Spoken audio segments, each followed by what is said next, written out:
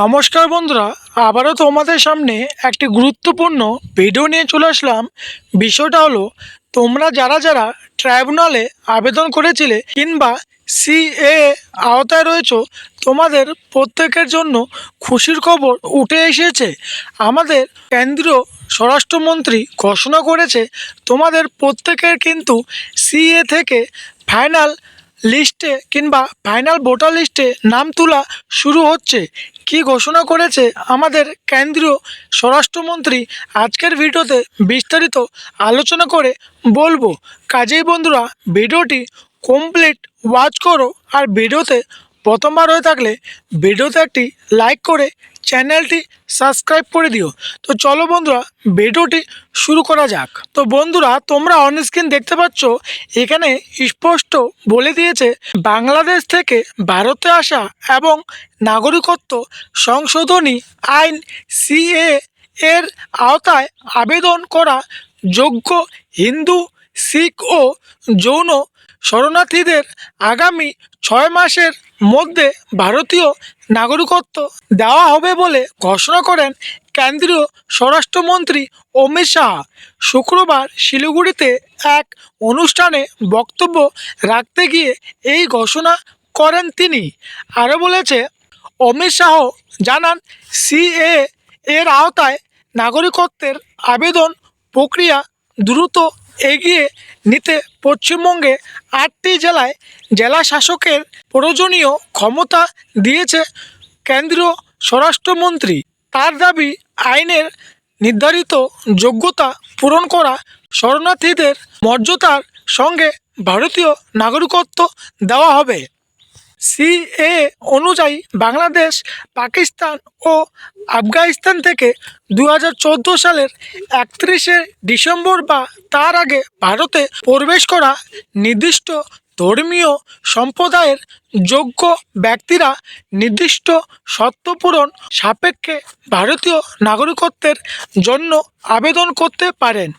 এই তালিকায় হিন্দু, শিখ, বৌদ্ধ, জৈন, পার্সি ও খ্রিস্টান সম্প্রদায়ের মানুষ রয়েছেন। আরও বলেছে, অমিত শাহের বক্তব্য অনুযায়ী পশ্চিমবঙ্গে সিএ অধীনে নাগরিকত্বের আবেদনগুলি দ্রুত নিষ্পত্তির জন্য প্রশাসনিক প্রক্রিয়া আরও সক্রিয় করা হচ্ছে। এর ফলে যোগ্য আবেদনকারীদের নাগরিকত্ব পাওয়ার প্রক্রিয়া আগামী দিনে আরও গতি পেতে পারে। এর সঙ্গে পশ্চিমবঙ্গে অবৈধ অনুপ্রবেশকারীদের বিরুদ্ধে কঠোর পদক্ষেপের বার্তাও নিয়েছেন কেন্দ্রীয় স্বরাষ্ট্রমন্ত্রী। তার বক্তব্য, অবৈধভাবে প্রবেশকারীদের চিহ্নিত করে পশ্চিমবঙ্গ থেকে বহিষ্কার করা হবে। আরও তিনি জানান, অর্থাৎ একই বক্তব্যে দুটি পৃথক অবস্থান তুলে ধরেছেন অমিত শাহ। এদিকে সিএ আওতায় নির্ধারিত শর্ত পূরণ করা ব্যক্তিদের নাগরিকত্ব দেওয়ার প্রক্রিয়া এগিয়ে নেওয়া, অন্যদিকে অবৈধ অনুপ্রবেশকারীদের বিরুদ্ধে ব্যবস্থা নেওয়া হবে।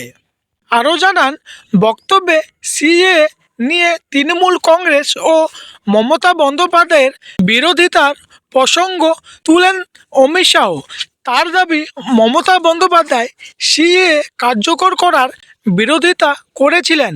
বর্তমানে পশ্চিমবঙ্গে বিজেপি সরকার থাকায় আইনটি বাস্তবায়নের আর সেই বাধা নেই বলেই বার্তা দেন তিনি।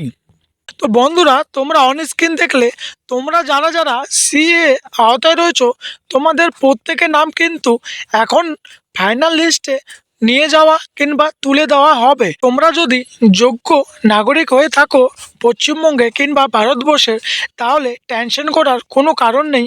তোমাদের কিন্তু ধরে ধরে সরকার ফাইনাল লিস্টে নাম তুলে দেওয়া হবে। তো এটাই ছিল বন্ধুরা তোমাদের এক নতুন আপডেট। কেমন লাগলো এই আপডেটটি কমেন্ট বক্সে কমেন্ট করে জানিও। আর তোমরা কারা কারা সিএ আওতায় রয়েছো সেটাও কিন্তু কমেন্ট করে জানাতে ভুলো না। তো চলো, আজকের জন্য এতটুকুই। দেখা হচ্ছে নেক্সট কোনো এমনই ইনফরমেশন ভিডিওতে।